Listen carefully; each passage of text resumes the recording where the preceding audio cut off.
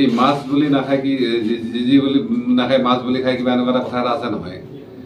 যে ইলেকশ্যনৰ সময়ত সকলোৱে বিচাৰে যে পইচা লাগে গতিকে ৰাইজৰ চকুত ধূলি মাৰি কেনেকৈ পইচা ল'ব পাৰে আইনৰ চকুত কেনেকৈ ধূলি মাৰি পইচা লয় এনেকুৱা ধৰণৰ কিছুমান চিষ্টেম আছে আৰু এতিয়া কাক নবলিব পকা বোলে দাই চলিব কাক ইয়াত আমাৰ কংগ্ৰেছও পাইছে ইয়াত তৃণমূলো পাইছে ইয়াত বিজেপিও পাইছে কিন্তু দেখিব তেওঁলোকে ইয়াক গালি পাৰে তাক গালি পাৰে চৰকাৰ তেওঁলোকৰ আছে তেওঁলোকে বেছি পাইছে ইডি আৰু মানে হেৰি ৰেট মাৰিছে কাৰণে তেওঁলোকে বেছিকৈ পাইছে কালি যদি কংগ্ৰেছ চৰকাৰ আহে তেওঁলোকৰ ৰেট মাৰিলে তেওঁলোকৰ তাতে বেছিকৈ আহিব কিন্তু আচল কথাটো ৰাইজৰ কথা এনেকুৱা যে ইলেকশ্যনটো আচলতে আজি কৰ্পৰেটৰ হাতত যোৱা নিচিনা হৈছে পুঁজিপতিৰ হাতত যোৱা নিচিনা হৈছে গতিকে আমাৰ নিচিনা সাধাৰণ মানুহ এজনে MP দৰমহা এটা লৈ কেনে কিন্তু ইলেকশ্যন খেলিব না পৰিয়াল চলাব না ইলেকশ্যন খেলিব সেইকাৰণে কৈছোঁ যে আমি ৰাইজেও কৈছোঁ যে চিষ্টেমটো কিন্তু আমি সলনি কৰাৰ প্ৰয়োজন আছে নহ'লে কিন্তু আমাৰ ভৱিষ্যত দিগদাৰ আছে কাৰণ আজি দেখিব আমি শুনা কথা সঁচা না মিছা তেওঁলোকে ক'ব আজি আমাৰ বিৰোধীবিলাকৰ বোলে প্ৰায় 200 কোটিমান বাজেট আছে আৰু আপোনালোকে নিজেও কৈ দিয়ে শ্ৰীৰামপুৰ পৰা দিল্লী বোলে 8-10 কোটিৰ কালেকশ্যন হয় সঁচা নে মিছা আপোনালোকে জানিব মইতো বেছি নাজানো গতিকে যদি এনেকুৱা ধৰণে হয় আমি কৈছোঁ 100 কোটি যদি ৰাইজৰ কাৰণে ভালকৈ কামত লগালেহেঁতেন তেতিয়া ভাল কাম হ'লেহেঁতেন মই ৰাইজৰ পক্ষত আছোঁ আৰু এইবাৰ কিন্তু খোলাই কৈছোঁ ইয়াত কোনো এই চেণ্ডিকেট এইবাৰ চলিব দিয়া নহয় মই দুবাৰ কিন্তু মাতা নাই দেই আমি ভাবিছিলোঁ কোনে ক'ত কি কৰিছে কৰি থাকোঁ আমি আমাৰ পাৰ্লিয়ামেণ্টত দেখিলোঁ কিন্তু এইবাৰ খোলাই গৈছোঁ আমাৰ ল'ৰাবিলাকেও কৈছে বোলে ছাৰ এইবাৰ যদি হয় কিন্তু ইয়াত আমাৰ কাৰণে কমচে কম আমি 500 টকাকৈ আমি চেছ লগাই দিম বা শ্ৰীৰামপুৰত যাতে আমাৰ গোটেই কোকৰাঝাৰ বা গোসাইগাঁও চাব ডিভিজনৰ বা গোটেই পৰ্বতৰ যিমান মানুহবিলাক ভিক্টিম হৈছিল চিৰাং কোকৰাঝাৰৰ পৰা বিদেশী মানে এই ৰক্তাক্ষয়ী আন্দোলনৰ সময়ত সেই মানুহবিলাক যাতে আমি কম্পেনচেশ্যন দিব পাৰোঁ সেইবিলাক যাতে ষ্টেবিলিটি দিব পাৰোঁ আজিও বহুত আদিবাসী ঘৰ আছে বা মাইনৰিটি ঘৰ আছে যিবিলাক শিবিৰত আছে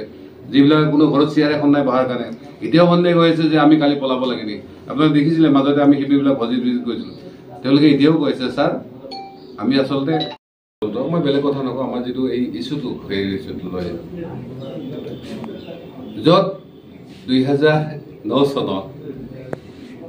বিশেষভাৱে শৰণীয়া কছাৰী বিভিন্ন দল সংগঠনৰ এটা মিটিং হৈছিলে সেই মিটিঙত প্ৰমীলা ৰাণী ব্ৰহ্ম ডাঙৰীয়া নিজেই কৈছিলে যে যিবিলাক দাস ডেকা শৰণীয়া হাজৰিকা মহিলাৰী এইবিলাক যিবিলাক উপাধি আছে এই উপাধিধাৰীসকল বড়োসকলৰ এটা পাৰ্ট গতিকে আপোনালোকে চাৰ্টিফিকেট বড়ো কছাৰী হিচাপে লওক আৰু যাৰ কাৰণে হয়তো 2011 চনত আমি বড়ো কছাৰী হিচাপে চাৰ্টিফিকেট ল'ব লগা হৈছিলে সেইটো মোৰ কথা নহয় কাৰণ এইখিনি মানুহ দাস ডেকা উপাধি লেখা মানুহ ট্ৰাইবেলৰ কছাৰী মূলৰ মানুহ যেতিয়া ভাৰত স্বাধীন হৈছিল তেতিয়াও ট্ৰাইবেল কথাত তেওঁলোকে MLA হৈছিলে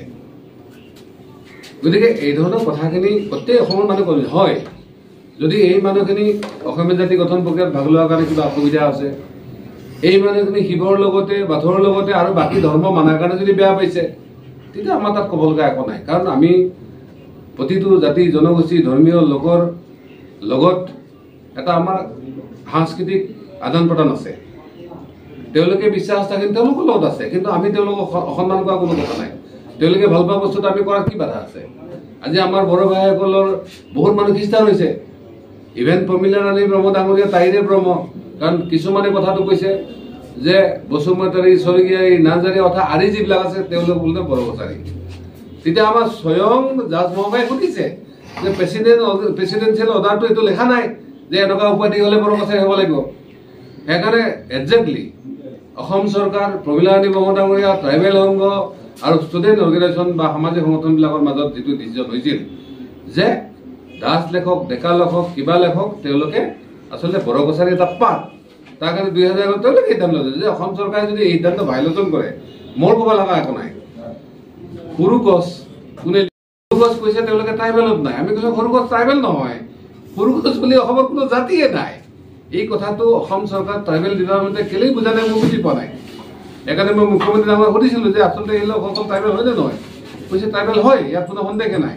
যাৰ কাৰণে আমি কেবিনেটে সিদ্ধান্ত লৈ কেনে কছাৰী শৰণীয়া হিচাপে ইনক্লুড কৰিব লাগে প্ৰেচিডেন্ট অৰ্ডাৰ তেওঁলোকে পঠাইছে মই পতা কথা নহয় এইটো গতিকে তাৰপিছতে যদি নৱসেনাক ভুৱা বুলি কয় 2 নম্বৰী বুলি কয় মই ভাবোঁ আচলতে এইটো একমাত্ৰ হৈছে যে কোকৰাঝাৰত APPL বিজেপি এলায়েন্স হওক BP হওক তেওঁলোকে ইয়াত ইলেকশ্যন জিকিব নোৱাৰে কাৰণ তেওঁলোকেতো 3টা মিত্ৰতাই আছে আপোনালোকে এছেম্বলিত দেখিছে যে দুৰ্গা দাস বৰাই হওক ৰবিৰাম ব্ৰহ্মই হওক আমাৰ কোনোবা লৰেন্সে হওক কোনোবা জয়ন্তই হওক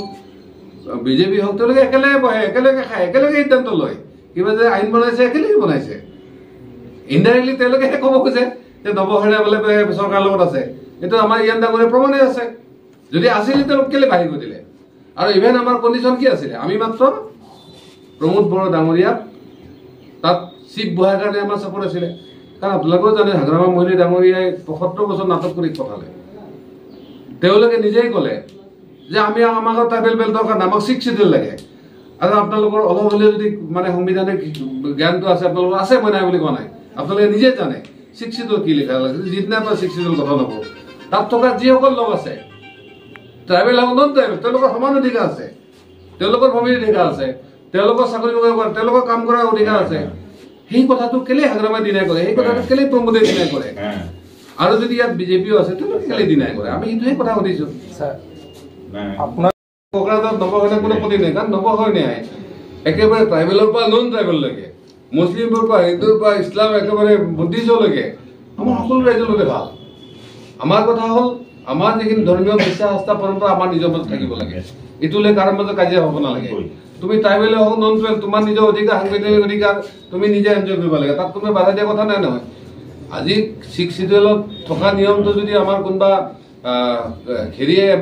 প্ৰমোদ বড়ো বা আমাৰ কি আছিলে ফেৰেংগাই যদি সেইটো হেৰি নকৰে সেইটোতো হ'ব নোৱাৰে নহয় গতিকে আইনে কি কৈছে আমি সেইমতে যাব লাগে একেবাৰে কৈছোঁ যে আজি মই ৰাইজক সুধিছোঁ আজি শ্ৰীৰামপুৰকে আদি কৰি বৃহত্তৰ ৰাইজ প্ৰায় 1000কে 1200খন গাঁৱৰ মানুহে কেছ কৰিছিলে কোৰ্টেও কৈছে এই গাঁওখিনি কাটি দিব লাগে কাৰণ ইয়াত 1% ট্ৰাইবেল বা বড়ো মানুহ নাই তেওঁলোকে কিয় নাকাটিলে তাৰ জেগাত আকৌ তেওঁলোকে 2000 গাঁও কেলে সোমোৱাৰ প্ৰস্তাৱ দিলে আকৌ 75খন গাঁও কেলে সোমালে বাউণ্ডাৰী কমিশ্যনৰ ৰিপৰ্টো নাই আকৌ 75খন গাঁও মানে জবাবটো তেওঁলোকে দিব লাগিব বহুতে সেইকাৰণে কৈছে যে ইলেকশ্যন ডিক্লেয়াৰ হৈ লওক নমিনেশ্যন দি লওক তাৰপিছততো কোনো জয়ন্ত কোনো প্ৰমোদক কৈছে গাঁওবিলাক আমি আহিবই দিলোঁ নৱসেনাটো কোনো যোৱা অসুবিধা নাই সেইকাৰণে মই ৰাইজক হাত জোৰ কৰিছোঁ সিদ্ধান্ত আপোনালোকৰ চৰকাৰ আপোনালোকৰ মই ব্যক্তিগত ময়ো মানে কোনো ভগৱান বা কোনো এনেকুৱা নহয় যে মই চবখিনি কৰিব পাৰোঁ আমি ছিষ্টেমৰ মাজেদি যাব লাগিব আইনৰ মাজেদি যাব লাগিব কালি বহুতে কৈছে যে ৰাইজৰ কথা যে MP MLA কাক ভোট দিওঁ আমাক ক'ব লগা নাই আমি MP নৱসেনাক ভোট দিম এতিয়া মই আচলতে আজি ৰাইজৰ ওচৰত কৃতজ্ঞ যে তেওঁলোকে যে নৱসেনা এইখিনি সন্মান দিছে এইখিনি বিশ্বাস আস্থা ৰাখিছে মোক তাতকৈ আৰু বেছি একো নালাগে MP টো সৰু কথা MP মানে এইটো মানে MP জাষ্ট পাৰ্লিয়ামেণ্টত গৈ নিজৰ সেইখিনি ৰাখিব লাগে তাতকৈ এই সন্মান এই আস্থা বিশ্বাসখিনি মোৰ কাৰণে বহুত ডাঙৰ কাৰণ তেওঁলোকৰ বাজেট বহুত আছে 200-300 কোটি বাজেট আছে আমি ৰাইজক কৈছোঁ এই পইচাখিনি ৰাইজৰ পইচা আপোনালোকে জইন কৰি পায় কিবা বেলেগ কাৰণত পায় পইচা কিন্তু আমি ইলেকশ্যনৰ সময়ত খালী কৰিব লাগে আমাৰ কথা ক্লিয়াৰ আৰু 2-4 পইচা যদি আমাৰ কেম্পেইনতো লাগে কাৰণ আপোনালোকে জানে যে আমাৰ ৰাইজে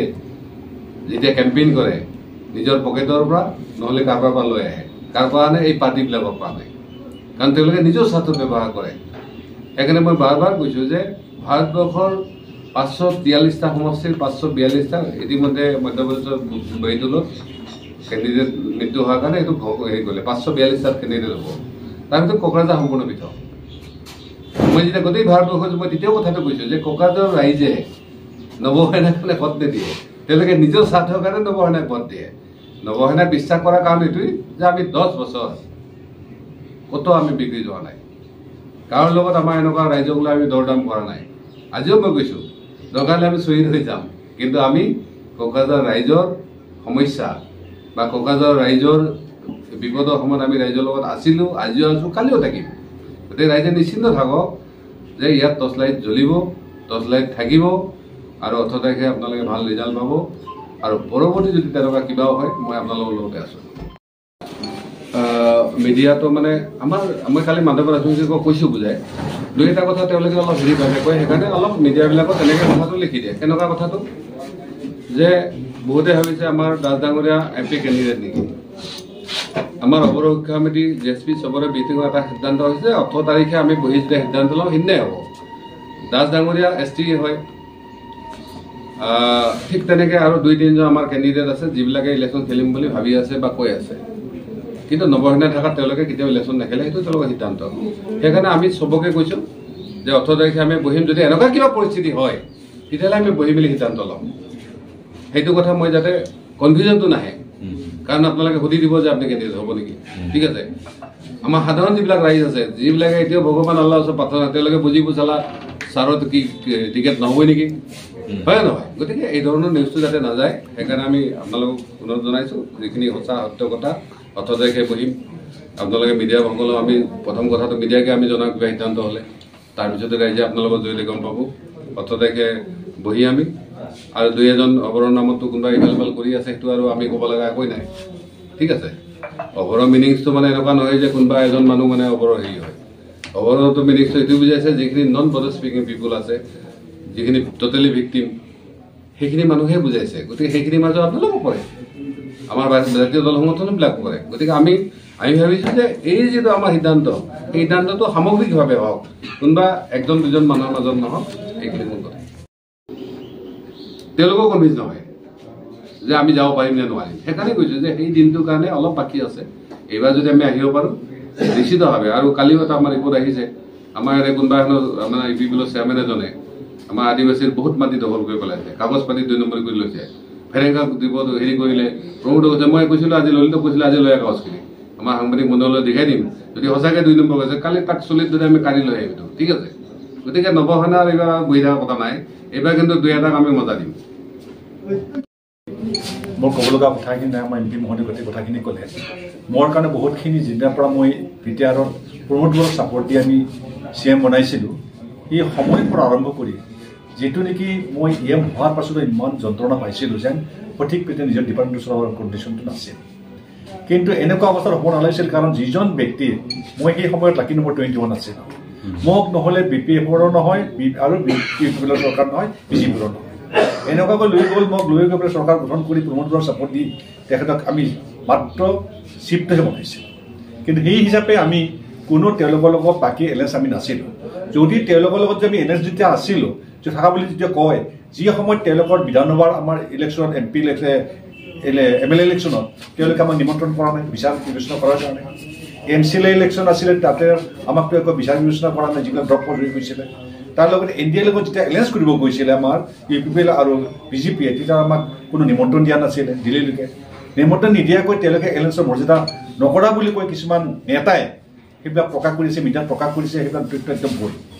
কোনোদিন এই কথাখিনি কোৱা নাই। আৰু কোনো মিটিং আদালত আদি কৰি মোক নিমন্ত্ৰণ দিছে, মই এবচেণ্ট থকা বুলি কৈছে। কোনো এখন মিটিঙত মই নজগা থকা নাই, যেতিয়া নিমন্ত্ৰণ কৰিছে, মোদী আহে বা অমিত শ্বাহ আহে, যিকোনো মিটিঙতে মই এটেণ্ড কৰিছোঁ, চলিছোঁ আৰু আগবাঢ়ি আছিলোঁ। কিন্তু এনেকুৱা অৱস্থাত তেওঁলোকে অকস্মাতলি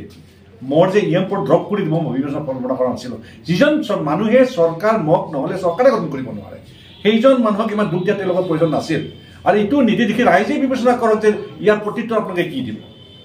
ৰাইজে বিবেচনা কৰি দিব লাগে যে MP মহোদয় যেনেকৈ হাৰাশাস্তি কৰিব ষ্টেক এটাৰ লগত লাগি আছে, ঠিক তেনেকৈ মই এজন ফুল ST মানুহ হৈ মই EM কাটি তেওঁলোকে মোক ধ্বংস কৰা বা আমাৰ অসমীয়া জনগোষ্ঠীৰ ৰাইজক আমাৰ যিমান জনজাতি আছে তেওঁলোকক এইবিলাক